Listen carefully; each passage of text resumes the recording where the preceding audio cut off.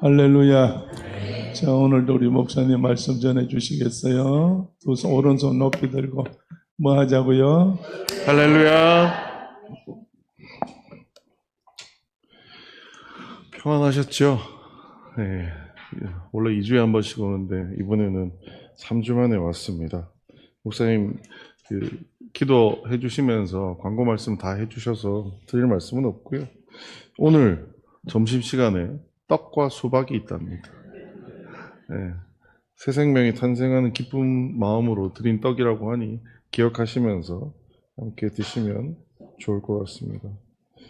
아이고, 필리핀에 성경물품 3박스 보냈네요. 오늘 오셔서 엄청 이 더운 날씨에 엄청 수고하셨을 것 같은데 제가 더불어서 감사의 말씀 드리겠습니다. 네, 오늘도 마가복음 말씀 가지고 함께 말씀을 나누려고 합니다. 하나님의 뜻대로 행하는 자라는 제목이고요. 오늘은 본문이 15절이라서 조금 깁니다. 그래서 조금 더 길지만 생각하셔서 끝까지 한번 함께 읽어보도록 하시죠. 함께 읽겠습니다. 시작. 집에 들어가시니 무리가 다시 모임으로 식사할 겨를도 없는지라 예수의 친족들이 듣고 그를 붙들러 나오니 이는 그가 미쳤다 하밀러라. 예루살렘에서 내려온 서기관들은 그가 바알세불이 집혔다 하며 또 귀신의 왕을 힘입어 귀신을 쫓아낸다 하니 예수께서 그들을 불러다가 비유로 말씀하시되 사탄이 어찌 사탄을 쫓아낼 수 있느냐. 또 만일 나라가 스스로 분쟁하면 그 나라가 설 수 없고 만일 집에 스스로 분쟁하면 그 집이 설 수 없고 만일 사탄이 자기를 거슬러 일어나 분쟁하면 설 수 없고 망하느니라.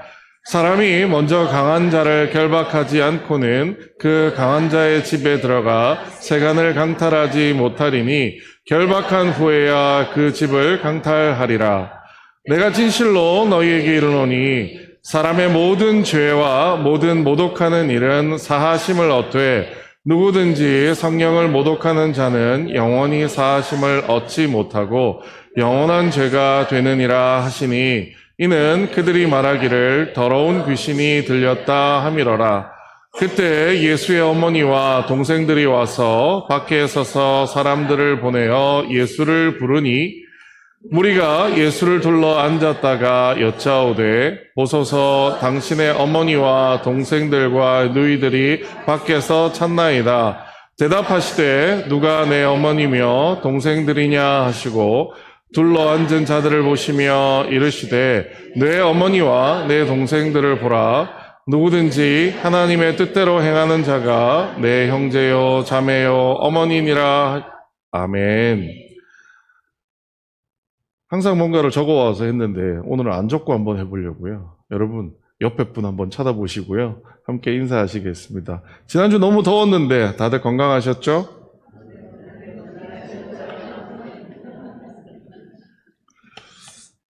항상 저는 이 인사하는 게 되게 어색한 것 같아요. 제가 그런 걸 잘 못해서 그런가 봅니다.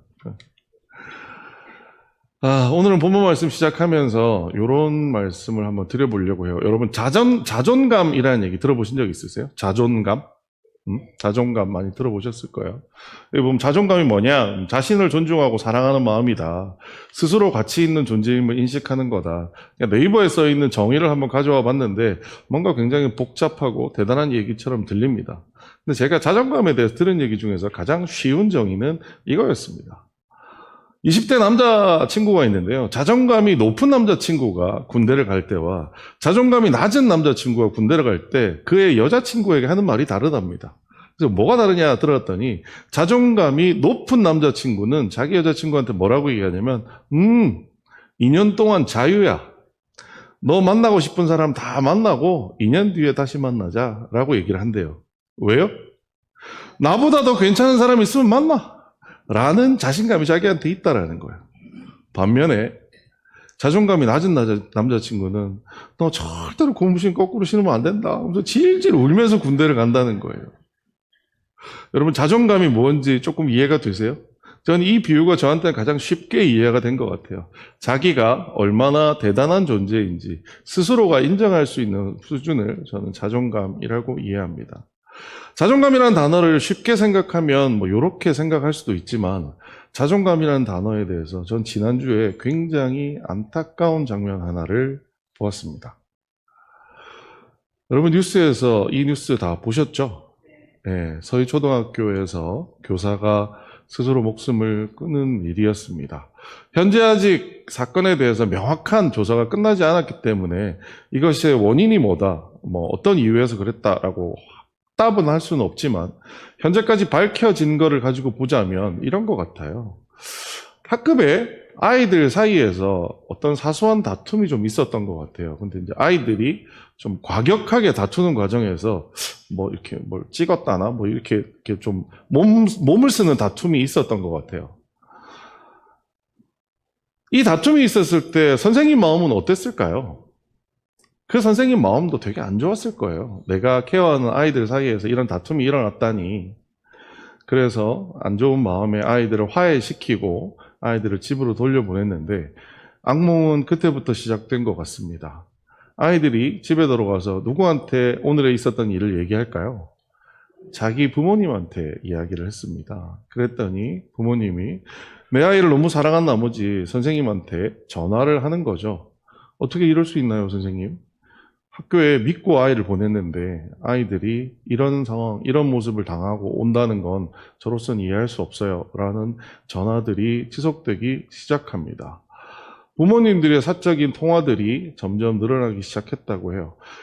제가 제 주변에 교사하는 후배가 있는데요. 그 친구한테 물어보면 한 번씩 전화 올 때가 있는데요. 꼭 보면 10시쯤 전화가 온답니다. 왜 부모님한테 10시쯤 전화가 올까요? 부모님 그때 퇴근하세요. 어쩔 수 없이 오는 거라고 자기도 생각은 하지만 밤중에 다 쉬려고 누운 상황에서 10시에 전화를 받으면 당황할 수밖에 없죠. 이 상황에 대해서 많은 교사들이 결국 이분이 돌아가신 다음에 추모를 하는 장면, 그러니까 추모를 하는 장소에서 어떤 방송국 카메라가 인터뷰를 하는 것을 제가 잠깐 보게 되었습니다. 그런데 이 사건에 대해서 제가 생각하기에는 가장 객관적으로 말씀하신 분의 이야기가 하나 있었어요. 어떤 교사분이셨어요. 그분이 이 사건에 대해서 딱 한마디로 뭐라고 얘기하시냐면 이렇게 얘기하세요. 뭐라고요? 교통사고요. 여러분 이게 이해되세요? 같은 동료 교사인데 왜 이것을 두고 교통사고로 얘기할까라고 들어봤더니 이분이 뭐라고 얘기하냐면 세상에 대한민국에 있는 모든 학부모가 그렇지 않대요. 대부분의 학부모는 어때요? 착하고 선생님이라면 존중해드리고 교권에 대해서 그렇게 무시하는 그러니까 학생들, 그러니까 부모님들 그렇게 많지 않다라는 거예요. 그런데 가끔 가다가 돌발적인 부모님들이 있다라는 거죠. 교통사고 여러분 어떨 때 나나요? 평소에 운전할 때 여러분 뭐 사고 날 거라고 생각하세요? 안 하잖아요. 근데 정말 가끔 가다가 돌발적인 상황이 벌어질 때 나타나는 게 교통사고잖아요. 저는 그 교사분의 이야기가 어느 정도 이해가 됐습니다. 이 사건은 교통사고와 같은 일입니다. 많은 학부모님들은 참 좋은 분들인데 정말 가끔 가다가 요런 한 분들을 잘못 만나게 되면 교사들은 힘들어질 수밖에 없습니다. 라고 얘기를 하더라고요. 저는 그 말을 듣고 아 맞다. 그럴 수 있었겠구나라고 이해를 하고 저도 제 후배한테 이런 비슷한 얘기를 들은 적이 있어서 그렇게 이해할 수 있겠구나라는 생각을 했습니다. 그런데 그러면 그 교사는 왜 극단적인 선택까지 할 수밖에 없었을까요? 최근 들어 조사 결과 나온 것 중에 하나 이런 조사가 있더라고요. 잘 글자 안 보실 수 있는데 서희초 교사 사망 전 10차례 학교 상담 얼른 전화번호 바꾸라. 이게 무슨 이야기냐면 그렇게 자꾸 학부모들로부터 전화가 오니까 학교에 있는 실제 해당 교사분은 신임 교사시래요. 2년 됐다나 뭐 그렇다라고 얘기하는데 신임 교사다 보니까 자기가 경험도 없고 하니까 학교에다가 오랜 경험이 있는 선생님이나 교장 선생님한테 상담 요청을 하신 거예요. 이런 일이 벌어졌는데요. 저는 어떻게 해야 되나요? 라고 얘기를 했더니 학교에서 돌아온 대답이 뭐였냐면 어서 전화번호 바꾸세요. 라고 얘기를 하더래요. 전화번호 바꾸라는 얘기가 무슨 얘기예요? 그 전화를 안 받으면 된다라는 거예요. 이게 문제의 본질적인 해결 방법이 아니잖아요. 사실 굳이 따지면 잘못한 사람은 누구일까요? 뭐 지금 여기에서 잘잘못을 따질 수 있는 제가 법정이 아니라서 말을 못 드리겠지만 사실 두 사람을 모두 모아놓고 학부형이 했던 어떤 지나친 부분과 교사의 혹시나 소홀할 수도 있었던 부분들이 있었다면 그 두 가지를 놓고 교장 선생님이 어떤 분께서 잘 중재를 해서 정리해 주셨다면 사실은 이 문제는 우리 교통사고 난다고 죽지 않잖아요. 그런데 이 교통사고는 교통사고가 나서 아무도 그 사고 현장을 돌아보지 않고 서로 그냥 다 무시하고 지나가다 보니 결국 이 선생님은 무슨 생각을 하게 되었을까요? 내가 잘못한 게 아닌데 왜 전화번호를 바꾸라는 소리를 하지? 그리고 그 생각들은 계속되는 우울감 증가로 이어질 수밖에 없었고 결국 마지막 순간에 저는 극단적인 선택을 할 수밖에 없지 않았을까라는 생각을 하게 됩니다. 물론 여기에서 그런 극단적인 선택이 어쩔 수 없다라는 식의 옹호하는 말씀을 드리고자 하는 것은 아닙니다. 다만 이 문제에 있어서 참 안타까운 부분들을 보게 되고요. 저는 이 교사 선생님의 마음이 어땠을지가 생각해보면 마음이 아프다라는 생각을 했습니다. 내가 사랑하는 친구들, 내가 사랑하는 아끼는 우리 반 아이들끼리 싸움 났을 때에도 마음이 안 좋았을 겁니다. 그런데 그 아이들이 부모한테 나한테 전화했을 때 마음은 또 어땠을 것이며 또 이러한 상황에서 너무 힘들어서 내가 믿었던 오히려 교육의 전문가이고 이런 현장의 전문가라고 생각했던 교장 선생님과 다른 분들한테 그 얘기를 했을 때 그들의 반응을 보면서 이 여자분은 정말 내가 이 세상에서 할 수 있는 일이 아무것도 없구나라는 생각을 할 수밖에 없게 되지 않았을까라고 생각해 보게 됩니다. 공교롭게 지난주에 저에게도 이와 비슷한 일이 있었습니다.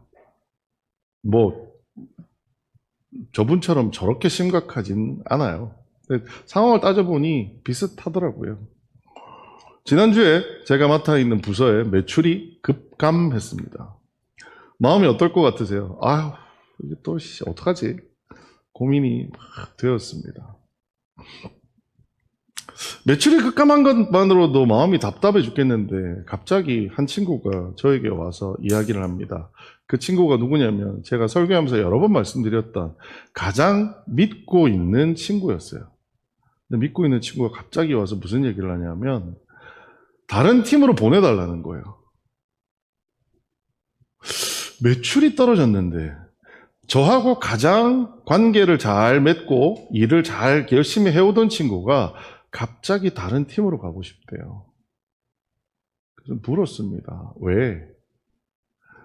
막 애써서 돌려 얘기를 하는데 막 들어보니까 저한테 대한 불만이 있어요. 왜 이렇게 하셨어요? 왜 저렇게 하셨어요? 저는 열심히 했는데 그거에 대한 보상은 뭐가 있나요? 왜 제가 열심히 해야 되나요? 라는 많은 이야기를 저한테 합니다. 내가 그렇게 나를 잘 아는 사람이라고 생각했던 친구가 나를 향해 매출이 떨어지는 이 절체절명 위기의 순간에 저를 떠나겠다고 얘기하니까 제 마음이 너무 힘들었습니다. 그런데 엎친 데 덮친 격으로요. 요즘 일이 많아지니까 저희 부서에 새로운 사람 한 명이 배치가 됐습니다. 근데 이 새로운 사람은 어떤 사람이냐면 저희가 원래 하고 있던 일들을 외부에서 잘 지켜보던 어떤 전문가였어요. 직급은 좀 낮지만 우리 일에 대한 어떤 전문가적인 식견을 가지고 있는 친구가 저희 팀에 합류하게 되었어요. 그것도 본인이 원해서 합류를 했습니다. 본인이 합류하고 싶다는 의사를 제가 들었을 때는 굉장히 기뻤어요. 와, 우리 팀에서 뭔가 미래를 발견했구나. 그래서 우리 팀에 오고 싶구나. 이렇게 생각을 했는데 온 지 3주 됐나? 딱 지난주에 무슨 얘기를 하냐 하면 불만을 얘기하기 시작합니다. 지금 저의 팀 운영 방식이나 사업의 운영 방식에 문제가 있다라는 거예요. 자기의 전문가적인 식견에서 보기에는.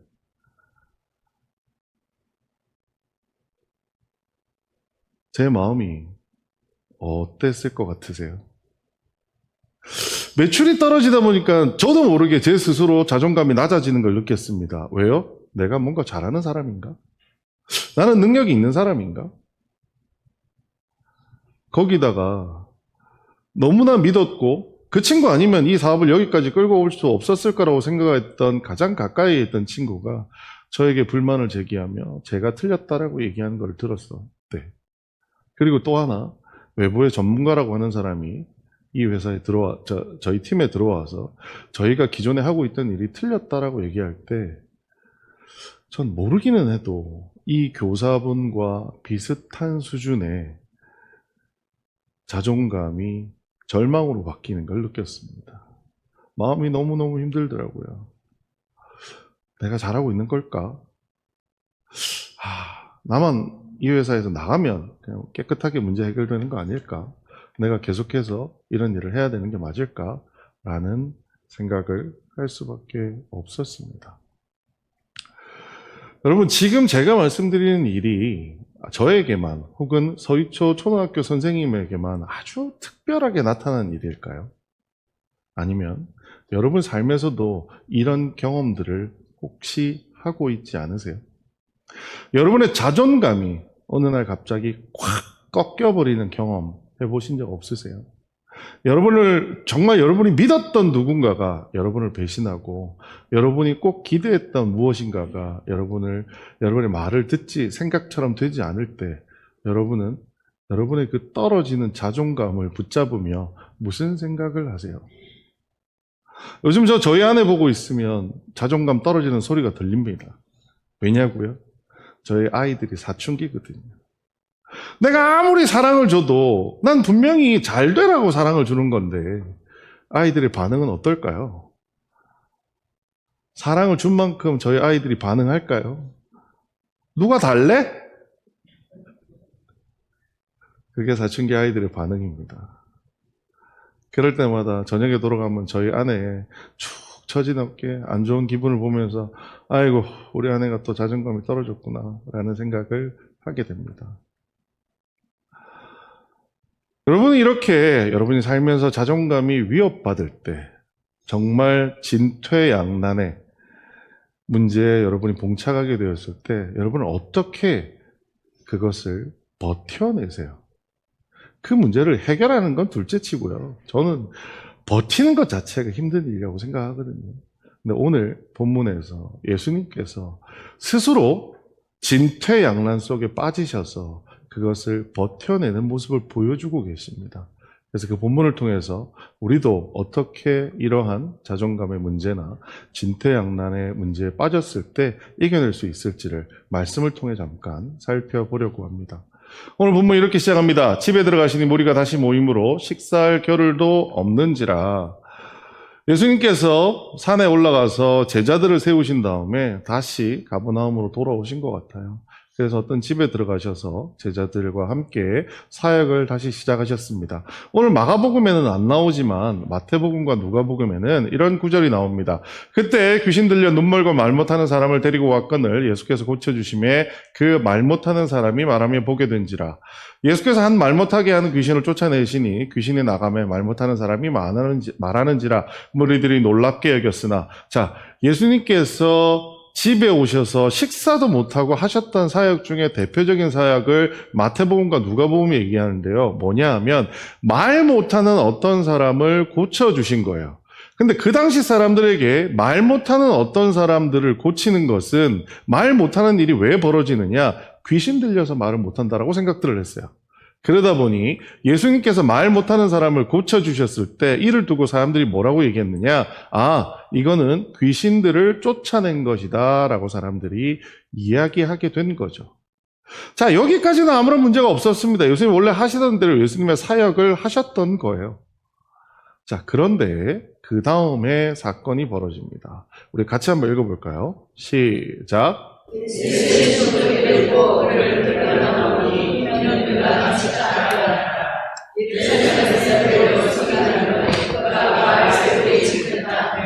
또 귀신의 왕을 힘입어 귀신을 쫓아낸다 하니 이는 그들이 말하기를 더러운 귀신이 들렸다 하밀러라. 자, 여기에서 두 종류의 사람들이 등장합니다. 첫 번째는 누구죠?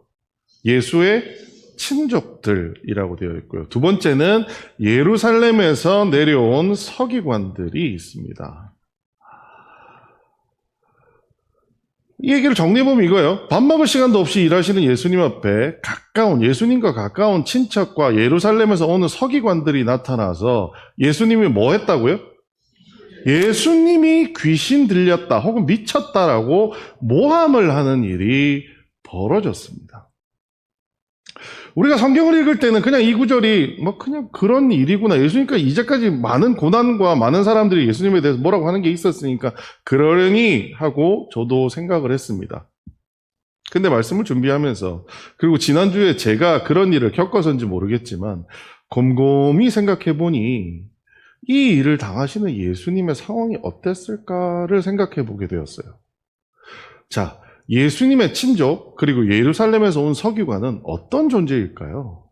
예수님의 친족, 실제 헬라어상에는 예수님의 친척이라는 식의 단어가 적혀 있는 게 아니고요. 예수님 곁에 있는 사람들이라고 되어 있습니다. 원문에는. 무슨 얘기냐? 그만큼 가까운 사람들이라는 거예요. 친척인데 먼 친척 이런 사람 아니에요. 그냥 피만 섞이는데 아는 사람 이런 사람 아니에요. 어렸을 때부터 예수님의 어린 시절, 자라나는 시절을 쭉 보아왔던 그 친척들을 얘기하는 겁니다. 그 친족은 누구냐? 예수님들을 너무 잘 아는 사람이에요. 그런데 그 친척이 예수님께서 뭔가 사역을 하고 귀신을 쫓아내고 벙어리가 말하는 장면을 보고서 뭐라고 얘기하느냐? 미쳤다라고 얘기하는 거예요. 그때 그들이 뭐라고 얘기했을지를 상상력을 포함해서 우리 같이 한번 생각해 보면 이러지 않았을까 싶어요. 내가 저 예수 어렸을 때 다 아는데 뭐가 이상하게 변한 것 같아. 쟤 조금 미친 거 아니야? 여러분과 너무 친밀한 관계에 있었던 어떤 친척이, 먼 친척 말고요. 어렸을 때부터 같이 지냈던 친척, 옆 동네, 옆집에 살다 아저씨, 삼촌, 이모가 여러분이 나이가 들어서 어떤 일을 하는데 와서 여러분한테 야, 너 뭐 잘못하고 있는 것 같아 라고 얘기하면서 이렇게 말한다면 여러분 어떨 것 같으세요? 너무나 가까운 나머지 저분들한테는 아니에요 그런 거 이런 말도 하기 어려워요. 그렇지 않을까요? 어느 날 저희 아버지가 저한테 야, 너 귀신 들린 것 같아 라고 말씀하시면 제가 무슨 말을 하겠어요? 누구보다도 저를 잘 아시는 분이 저희 아버지고 저희 어머니인데 저희 아버지 저희 어머니가 저를 보면서 야, 너 귀신 들린 것 같아. 너 옛날에 안 그랬잖아. 왜 그래? 라고 얘기를 하시면 제 마음은 어떨까요? 귀신이 들리고 안 들리고를 떠나서 제 마음은 무너질 겁니다. 왜요? 내가 가장 믿었던, 나랑 가장 친해서 내가 이분들한테까지는 굳이 무언가를 설명하지 않아도 됐던 누군가가 나를 향해서 미쳤다. 넌 잘못됐다. 라고 이야기를 하는 거예요. 여러분 그때 그 절망감이 얼마나 클까요? 여러분의 자녀가 여러분에게 와서 갑자기 아빠 엄마 미친 것 같아. 이거 잘못된 거야. 라고 얘기하면 여러분 마음이 얼마나 불편하고 힘드세요. 예수님께 지금 그런 일이 일어난 겁니다. 예수님의 친척이 와서 그렇게 얘기하는 것만으로도 예수님한테는 힘들었을 텐데 다음에 또 누가 왔어요? 예루살렘에서 내려온 서기관이라는 표현이 나옵니다. 여러분 예루살렘에서 내려온 서기관이라는 말이 무슨 이야기일까요? 이제까지 예수님 곁에서 뭐라고 중얼중얼 얘기하면서 야 이거 뭐 저 보리 이삭을 삶아 먹으면 안 돼요 뭐 하면 안 돼요라고 했던 서기관들은 그 동네 서기관들입니다. 자 요즘 얘기를 해볼까요? 창원지검의 검사들이에요. 요즘 표현으로 하면. 그런데 이제 예수님이 유명해진 거죠. 누가 왔어요? 서울중앙지검에서 내려온 겁니다. 예수님은 무슨 생각일까요? 시골에 있는 애들은 나를 몰라줘도 뭔가 제대로 공부한 서울에서 온 예루살렘에서 온 율법의 전문가들은 내 얘기를 들으면 어떻게 할 거라고요? 알아줄 거야 아마. 시골 애들이야 뭐 공부를 안 했으니까 그렇겠지. 하지만 서울 애들이 내 얘기를 들어주면 공부를 많이 한 율법학자들이 내 얘기를 들으면 내 말이 무슨 말인지 알 거야 라고 생각하지 않았을까요? 근데 그들이 내려와서 뭐라고 얘기를 해요? 예수님더러 미쳤다. 귀신 들렸다라고 얘기해요. 그리고 서기관들은 굉장히 역시 공부한 사람답게 아주 구체적이고 논리적으로 예수님을 비방합니다. 예수님 하신 건 뭐냐? 성령님의 힘을 입어서 예수님께서는 말 못하는 환자들한테 붙어있던 귀신을 떼어내셨어요. 그래서 말할 수 있게 만들어 주셨어요. 이게 뭐예요? 이게 바로 구약 성경에서도 얘기되었던 메시아가 해야 할 일이에요. 친척은 그렇다 치자고요. 율법학자로 유명한 사람들은 구약에 대해서 공부 많이 했을 거예요. 구약에 나와요. 하나님이 보내는 메시아가 벙어리가 말하게 할 것이란 말이 구약에 그대로 나옵니다. 그럼에도 불구하고 그들은 이거를 보고 예수님을 메시아라고 하지 않습니다.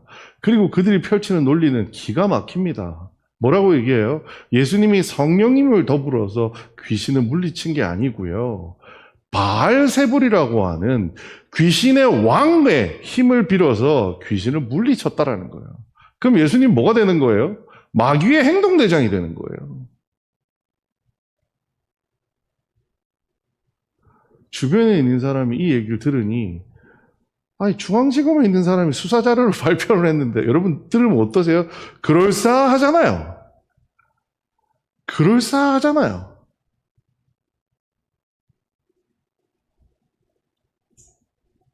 예수님 마음이 어땠을까요?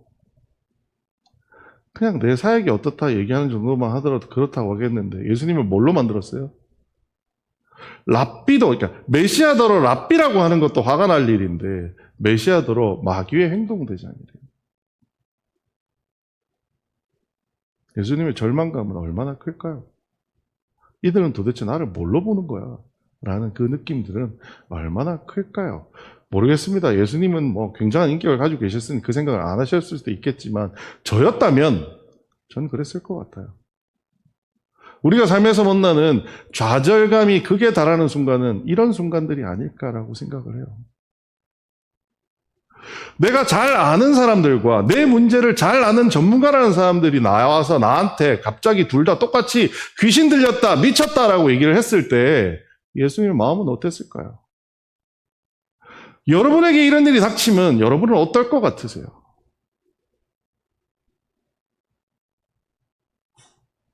신경이 무뎌서 어느 누군 그 얘기는 하더라고요. 자살까지 할 것 같진 않아. 그렇죠. 여러분은 건강한 신앙을 가지고 계시니까 그렇지 않겠죠. 하지만 연약한 누군가에게는 절체절명의 위기감이 느껴질 만큼 커다란 사건이 될 거라고 저는 생각합니다. 저는 예수님께 주어졌던 이 상황이 나에게 주어진다면 나는 어떻게 되었을까? 저희 아버지 어머니가 절대로 미쳤다라고 얘기하고 세상의 신학자들이 저한테 와, 야, 너 이단이야 라고 얘기하면 나는 그걸 어떻게 버텨냈을까? 물론 뭐 저는 간단합니다. 네, 안녕, 감사합니다. 안녕히 계세요. 하고 가겠죠.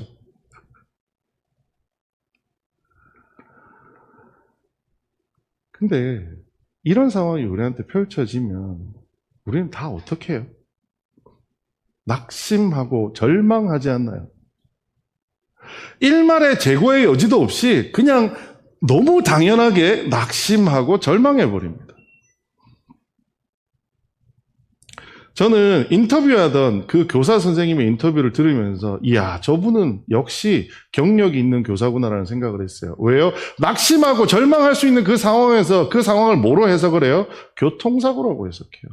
그래, 지나가면 괜찮아. 누군가가 교통사고나 나를 잘 좀 보듬어주면 그냥 끝날 수 있어.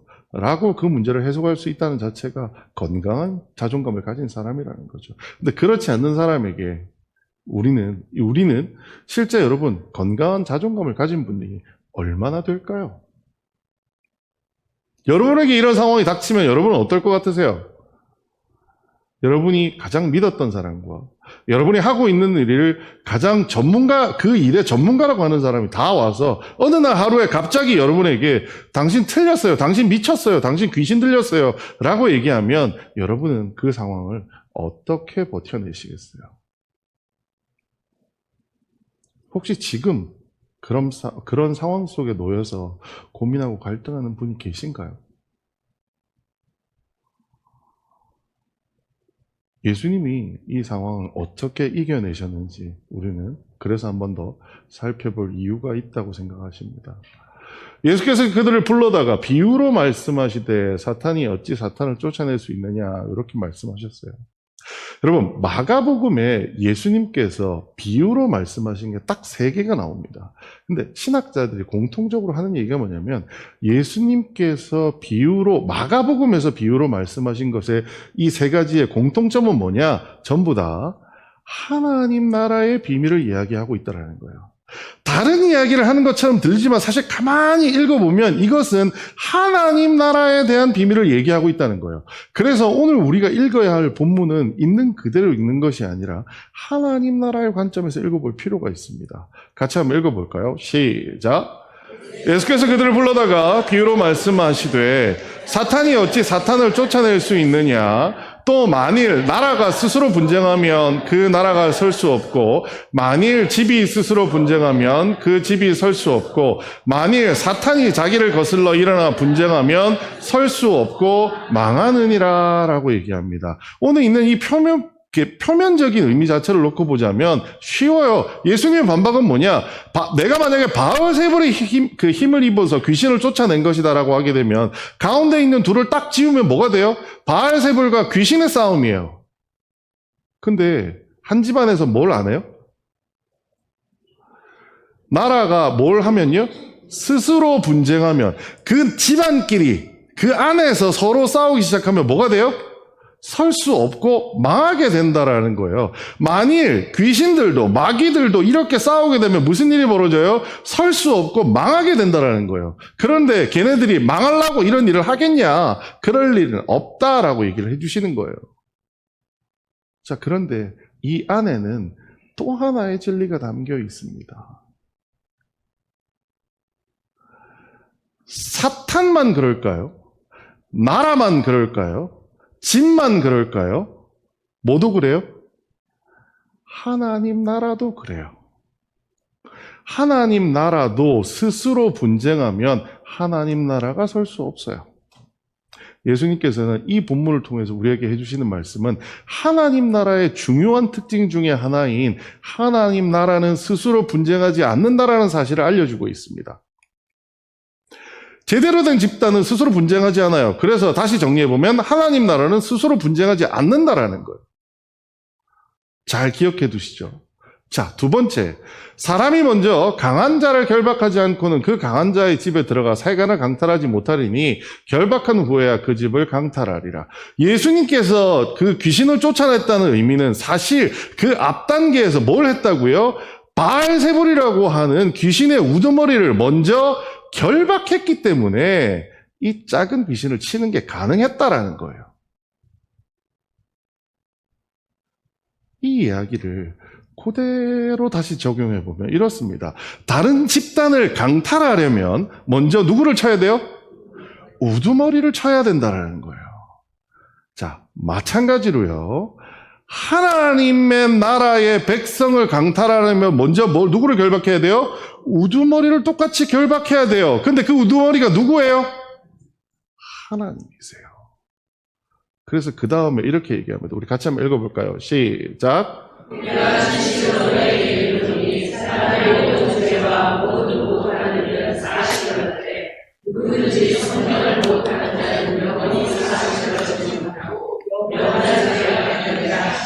아멘. 자, 이 본문을 가지고 어떤 분들은 그렇게 하세요. 어떤 사역자의 잘못된 부분을 비판하면 넌 성령 모독자야 이런 얘기를 하는 대로 활용하시는 경우가 있던데 저는 거기까지는 잘 모르겠습니다만 오늘 우리가 읽었던 본문을 그대로 문맥 그 상태 그대로 읽어보면 지금 이게 무슨 얘기하는 얘기예요? 하나님, 예수님, 성령님이 하느님 나라에 뭐가 되세요? 우두머리 되시는 분이에요. 자, 그런데 그 우두머리를 모독하기만 해도 어떻게 돼요? 영원히 사하심을 얻지 못하고 영원한 죄가 되어버린다라는 거예요. 하나님, 예수님, 성령님이 우두머리인 하나님 나라는 결코 어떻게 돼요? 파괴되지 않아요. 그 나라의 백성인 우리는 결코 결박되어지거나 파괴될 수 없어요. 왜요? 우두머리 되시는 하나님이나 성령님을 모독하기만 해도 그 모독한 자들은 뼈도 못 치르게 된다는 소리예요.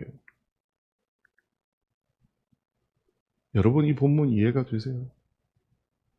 예수님은 우리에게 두 가지 말씀해 주고 계세요. 하나님 나라는 스스로 분쟁하지 않는다라는 거예요.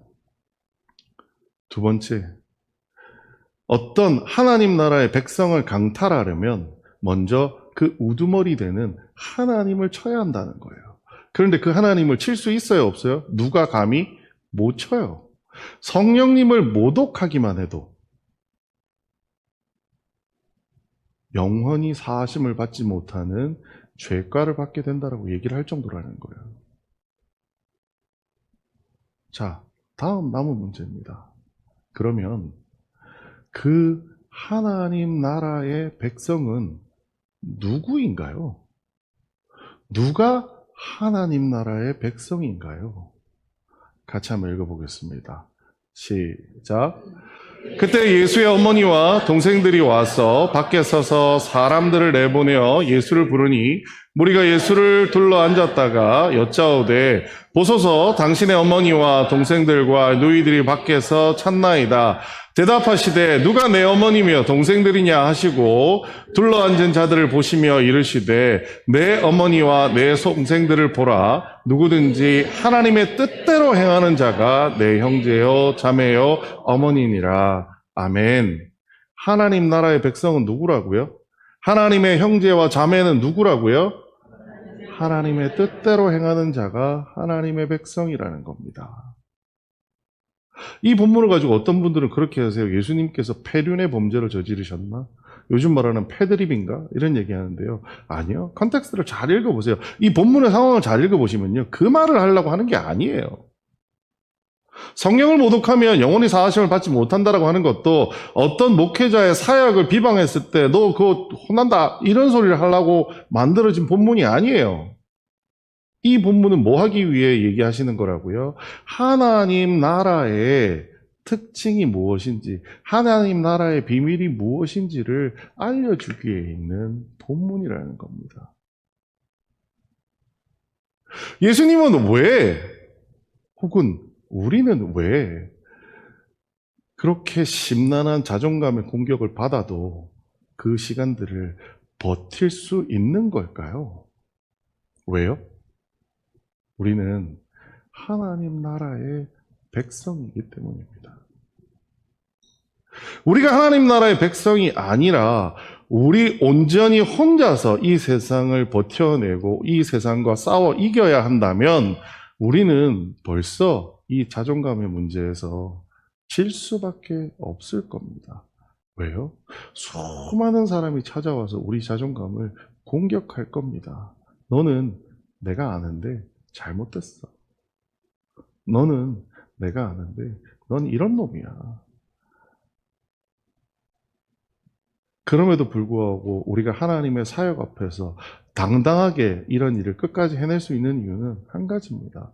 우리는 하나님 나라의 백성이기 때문입니다. 하나님 뜻대로 행하는 자는 예수님의 형제이자 자매라고 합니다.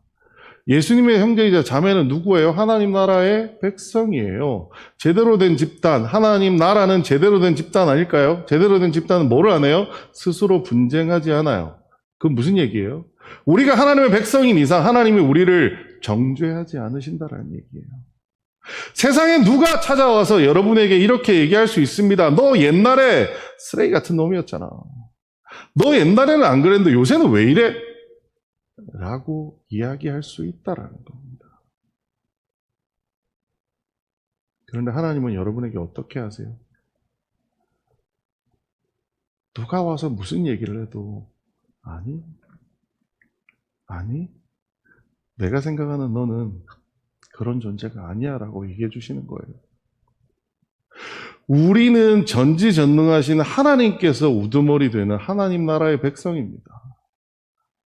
그러면 우리는 결박당할 수 있나요?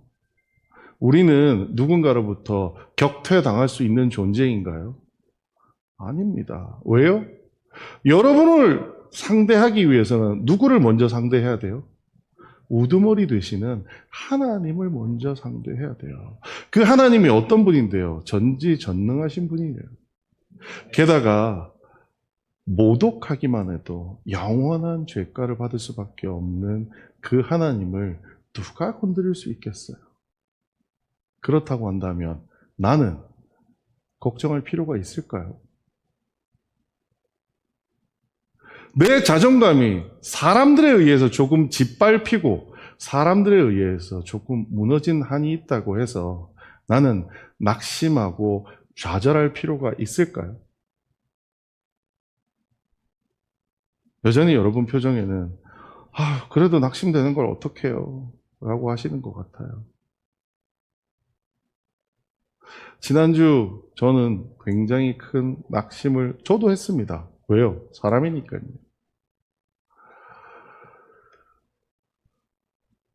이 말씀을 보면서 다시 새 힘을 찾기 시작했습니다. 하나님이 우두머리 되시는 하나님 나라의 백성이니 우리는 뭐라고요? 결코 무너지지 않습니다. 하나님 뜻대로 행하는 우리는 예수님의 누구예요? 형제이자 자매입니다. 그래서 우리는 어떻게 돼요? 우리는 공격받기는커녕 뭘 받아요? 사랑받는 자들이 될 거라는 거예요. 그럼 우리는 걱정할 필요가 있을까요?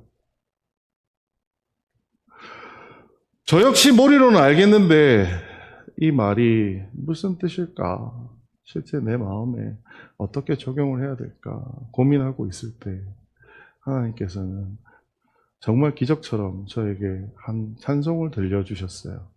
그 찬양을 지금 같이 우리 들어보실 텐데, 이 찬양을 듣고 우리가 어떻게 더 이거를 이겨낼지 한번 생각해 보도록 하겠습니다. 한번 들어보시죠.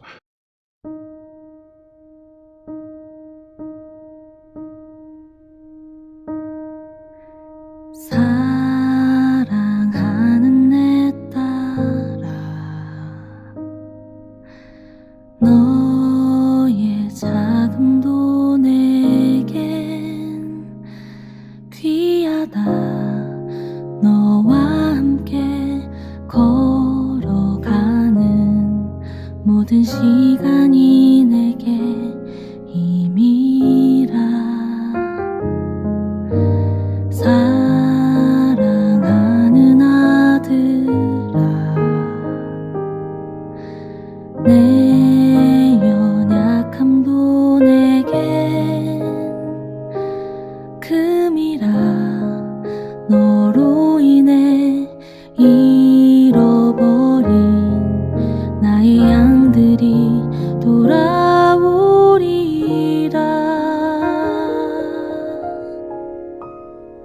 조금 느린 듯해도 기다려주겠니? 조금 더딘 듯해도 믿어줄 수 있니? 네가 가는 그 길 절대 헛되지 않으니 나와 함께 가자. 앞이 보이지 않아도 나아가 주겠니? 이해되지 않아도 사랑해 주겠니? 너의 눈물의 기도 잊지 않고 있으니 나의 열심으로 이루리라.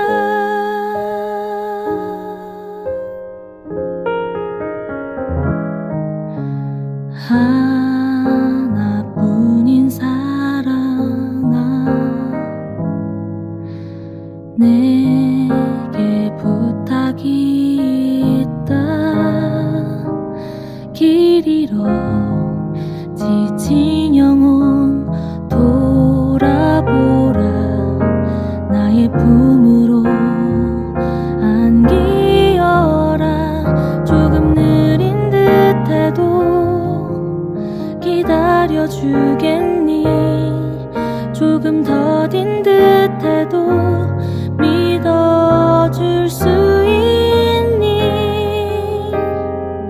네가 가는 그 길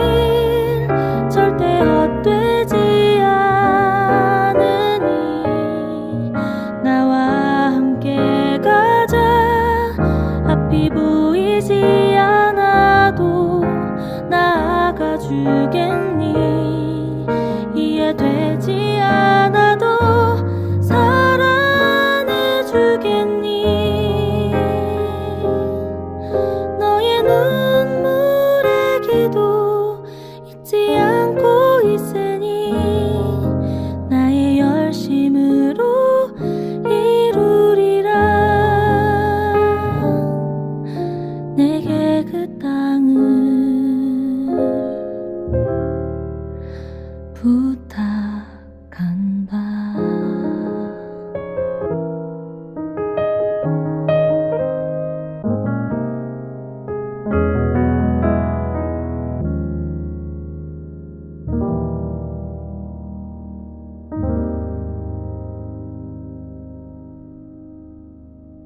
사랑이 많으신 아버지 하나님 은혜를 감사합니다. 세상에는 우리가 살 때 낙심할 일뿐이고 절망할 일뿐입니다. 내가 살아가면 나는 모르겠는데 왜 이렇게 나를 공격하는 사람이 많은지, 내가 무언가를 열심히 했는데도 왜 이렇게 나한테 틀렸다고 하는 사람이 많은지, 하나님, 우리는 낙심하고 절망하기 위해 태어난 사람들 같습니다. 하지만 오늘 이 말씀을 통하여 우리가 그럴 필요가 없다는 사실을 알려주신 하나님 감사합니다. 하나님, 우리가 해야 할 일은 한 가지입니다. 하나님 뜻대로 살아서 하나님 나라의 백성이 되면 이 모든 문제가 해결되는 줄 믿습니다. 하나님, 우리 앞에 어떤 문제가 나타나더라도, 우리의 자존감에 어떤 상처가 나더라도 하나님 우리를 든든히 붙잡아 주시는 분인 줄을 내가 믿사옵나니, 하나님, 우리가 더 이상 낙심하지 않고 절망하지 않을 수 있도록 주님 도와주시고 인도하여 주시옵소서. 세상 수많은 사람이 헐뜯고 살아갑니다. 세상 수많은 사람이 수많은 말로 누군가를 괴롭히며 사는 세상입니다. 하나님, 이 세상 속에서 우리가 그리스도인으로 든든하게 살아남아 오히려 넉넉하게 이 모든 문제들을 이기며 살아갈 수 있도록 주님 우리들을 인도하시고 붙잡아 주시옵소서. 우리에게 조금 더딜지라도 우리가 좀 더 하나님을 기다리며 기도하며 참고 이겨낼 수 있는 초대교회 성도들 될 수 있도록 주님 도와주시옵소서. 모든 말씀 예수님 이름으로 기도드렸습니다. 하나님 아버지의 크신 사랑과 성령님의 감동 감화하심과 충만하심이 세상을 이기고 정복하는 힘을 얻은 저희 모두들 머리 위에와 피로 값주고 세우신 제단 위에 이곳에서 기도하는 모든 제목들 위에 저들의 일상생활에서 빛과 소금이 되는 것 위에 영원토록 함께 계시옵기를 간절히 축원하옵나이다.